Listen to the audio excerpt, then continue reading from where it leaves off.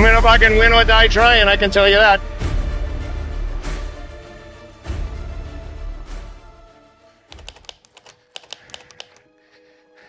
It's April 30th. I've got 4 weeks to train for my first ever High Rocks event. High Rocks, if you don't know, is a fitness race that consists of 8 by 1 kilometer runs, as well as 8 different strength exercise stations. I've never done this before. I'm excited for the challenge. The world record for 50 and over is 105 and change. So my goal going into this race would be to win the 50 and over category and break the world record and go under 105. It's a very audacious challenge. I'm aware of that, but I'm super excited to give it a crack, and I feel pretty good about my chances, and I'm excited to have a go. These kind of challenges motivate me, so let's see what we can do in the next 4 weeks. Getting ready to kick the shit out of everyone at High Rocks. Coming for that ass.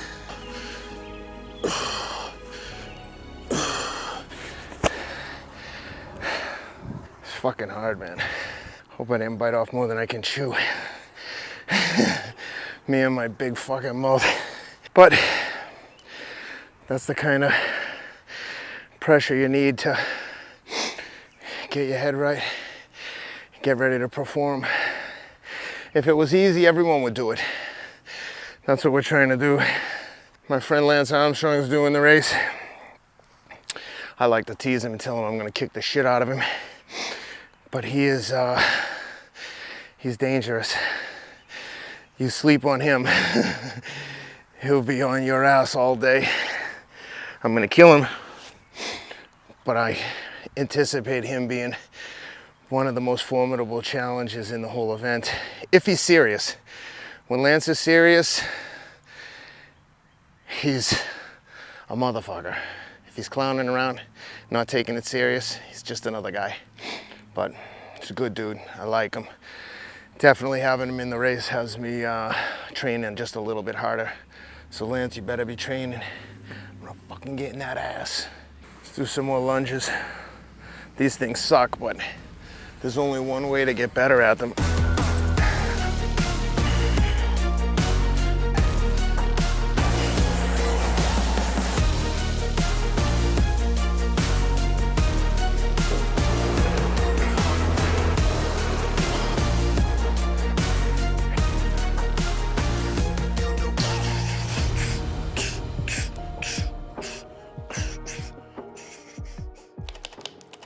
Not posting too much about High Rocks because I didn't want the added pressure.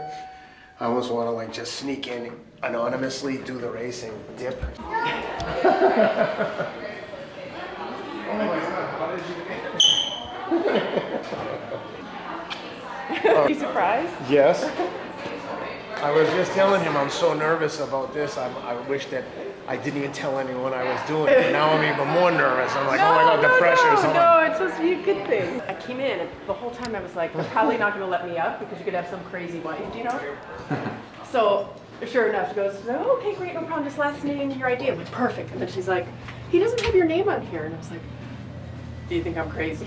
So I said, listen, I'm going to tell him there's a package, but I just want you to know my husband's the type that if he's stressed, he's going to call down here and raise hell with you that you're not sending the package up. I just called them, the concierge. Yeah. He was there 2 seconds ago, Yeah. and I was like, they have a package for me. And they're like, oh, we don't see it. And they kept putting me on hold. I go, these motherfuckers keep putting me on hold. I'm going to go get it myself. Yeah. So I told her, I said, so if he calls and raises hell about coming down to get a package, just say it's not your policy, it's the whatever, this gift that I sent. And so then you didn't. You were like, okay. So I go, oh, all good. He's not going to complain. Oh my God, you got me good. In a million years, I know. I was so excited because you don't think I'm as spontaneous as I can be. No, I wouldn't. I did not expect that. Very hot. So and it's going to be even hotter for you. I would be drinking. There's no arms. It's all legs. Mm-hmm. My arms are fine. My legs are fried. The sled running after the sled push. Yeah. Was 1,000 times harder than I thought. Like I was shocked. I ran out of there and I was like, oh my God. It's like somebody had to teach me how to run again. Definitely chalk up like a mother. I mean, I covered my hands in chalk before the farmer carry. I was gonna say that farmer's carry, those kettlebells, those bells in particular are so slick. The handles, they have no, like, they should be like textured or something, shouldn't they? They have a huge bucket of, you can't miss it, huge bucket of chalk. My hands were like Casper the Ghost. They were so white. I'm super curious what you say after. I want to report. All right, good luck, brother. I'll text you when I'm done. All right, thanks, man. See ya. All right, see ya. Bye. Bed-Stuy, do or die.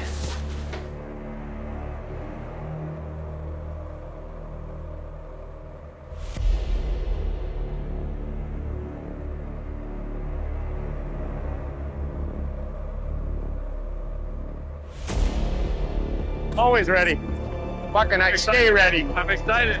7. Nice to meet you, brother. Race today?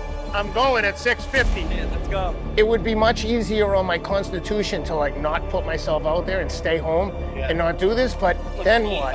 Yeah, man, I gotta like this shit is like drives me to train. I would never train this hard if I didn't have an event coming up. I'm gonna fucking win or die trying, I can tell you that. It's gonna be either fucking off the front or fucking ambulance, or I'm gonna cross the line and be like, call an ambulance, but not for me. I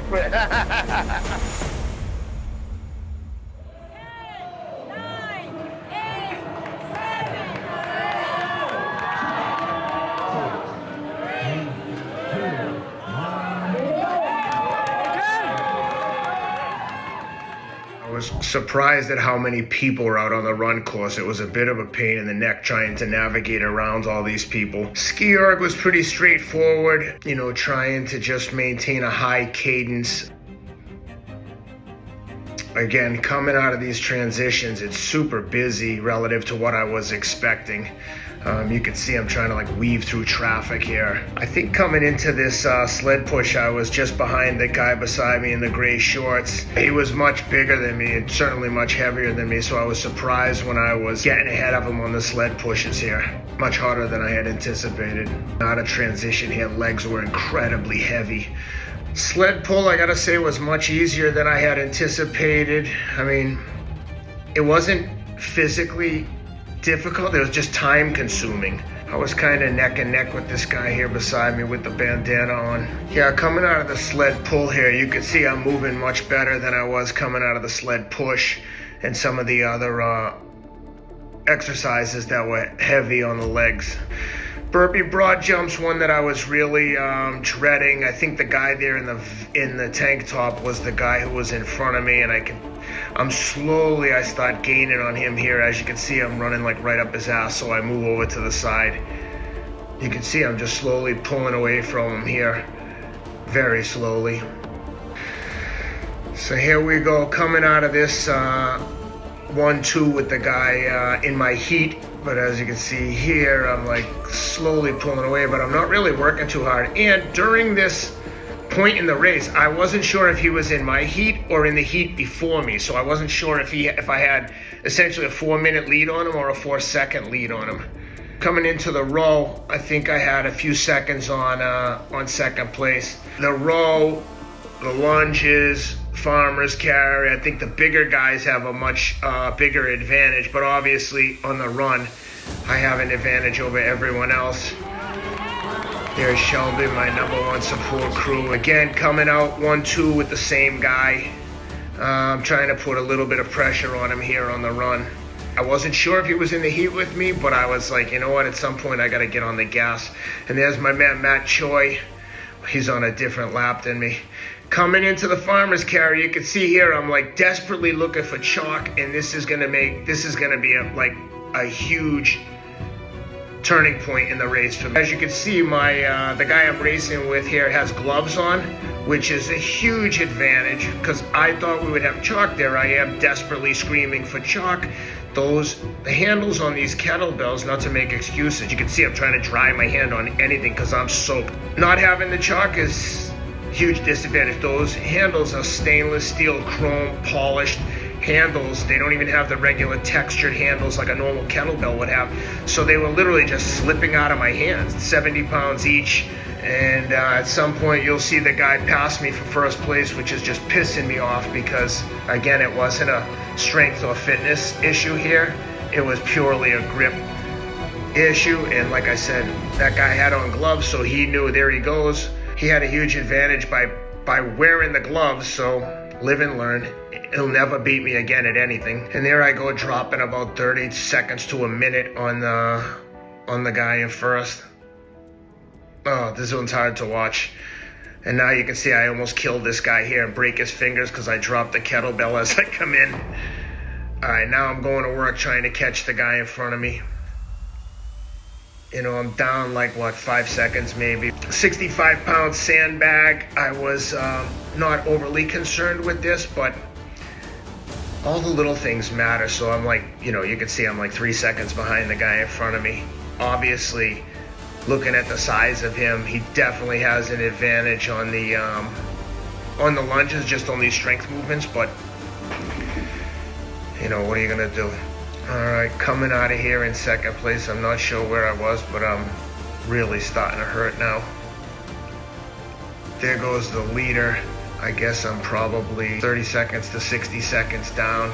Here I come hunting. 30 seconds down with a lap to go. I come into wall balls down like less than 30 seconds, but this is where I just completely fell apart. And again, no chalk. You can see that I'm drenched in sweat, so every time the ball comes down, it's incredibly hard to catch once it starts getting wet. My form was shit here, but they were also incredibly strict with me on the form. I probably end up doing 110 to 120 reps because I kept getting no rep on my form, not going low enough or missing the target.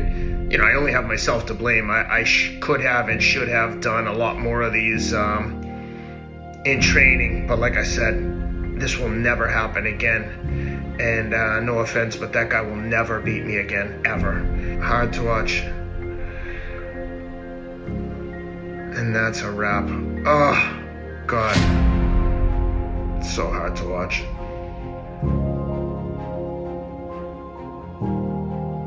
Yeah, man, super disappointing. Super, super disappointing. Watching it back now is like bringing back memories of how destroyed I was at the end of the race, emotionally and physically.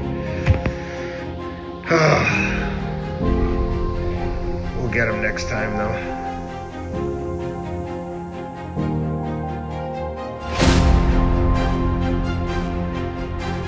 Men's Pro 50 to 54 in first place. Ooh, he's rich. He's from Brentwood, California, with a finishing time of 1 hour 10. Oh, Tennessee. Dirt poor. 1 hour 10 minutes 28 seconds for your champion. Make some noise for Ken Rideout. Let's go. Ladies and gentlemen, your champions in the Men's Pro ages 50 to 54 category. Well done, fellas. I think I can go 5 minutes faster just with a few little tweaks. Haven't done it now once, but I don't know. It's like, I don't want to sound like a crybaby, but 110 blows. I really thought I could do like a 105, 107 context, but live and learn. Now I'm motivated to come back and really kick some ass. I think if I have more than 4 weeks to train and really focus on some of the skills like the wall balls, I can get a lot better. So excited to see what I can do now going forward. Boom.